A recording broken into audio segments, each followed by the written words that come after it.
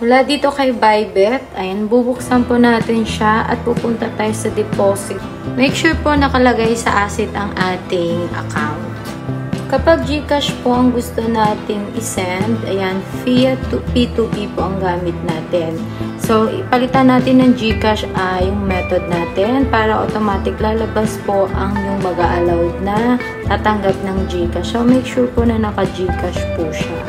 So, ayan, kasi dito po sa Israel, gumagamit po kami ng Nima Remittances online. Any transactions online pwede po. Mabilis lang po kasi makatanggap pag GCash ang gagamitin. Make sure po yung napili nyong seller ay naka-online at kailangan yung limit na papadala nyo ay sakto lang po dun sa bibili ninyo. Next, pag nakahanap na po kayo, kontakin natin si seller. Ayan, i-chat po natin si seller, mag-hi tayo. Tapos pag nagbigay na po siya ng information, dun po natin ipadala yung ibibigay niyang information. Ayan po, nagbigay siya ng GCash. Dahil naka-ready na po ang aking resibo at naipadala ko na sa kanya. Ayan, sinesend ko na sa kanya ang patunay na pinadala ko na sa account na ibinigay niya. So, antayin lang natin yung approval ni seller. Balikan po natin at i-confirm natin na nagbayad na tayo. Pay now, then pay completed. Dahil nakapagpadala na tayo ng resibo sa kanya. I-click po natin yan. Balikan po natin ang ating chat. Ayan, nag-thanks again siya dahil the seller has released. Ayan, their coins completed. Makaka-receive po kayo niyan. So, after nyong maka-receive niyan, balikan po natin yung may asset. Yung asset natin. Ayan, i-refresh lang po natin at lalabas na po ang ating biniling coins. Okay, and then i-check po ulit natin ang ating USDT. Click home and then click natin yung notification and then ayan po ang notification, withdrawal successful. Sa pagbili natin ng ating USDT Tron.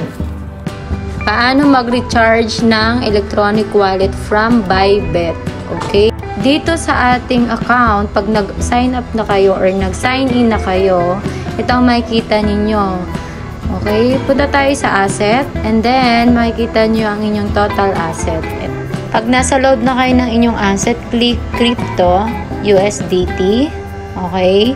Diyan, i-copy ninyo ang inyong deposit address ninyo sa inyong flexible wallet recharge. And then, ipipaste natin kasi nakopya ko na siya. And then, ipiliin nyo po ang TRC20 dahil po yung ginagamit natin doon. And then, sinodouble check ko po siya kung TRC20 ba siya. Dito sa Bybet, yun po ang ginagamit natin. And then, lagay nyo po yung amount kung magkano ang inyong i-recharge. 40, yan, example po natin. And then, withdraw, click po natin yung withdraw. So, for a while, ayan, i-confirm po natin. And then, i-check po natin yung may box sa baba. Pag na-confirm na, gaya niyan, lalabas ng inyong security verification. I-check natin si email kung ano yung verification code niya. So, ayan, chinek ko na. Sa Gmail ang gamit ko. Ayan, ilalagay natin yung verification code kay Bybet.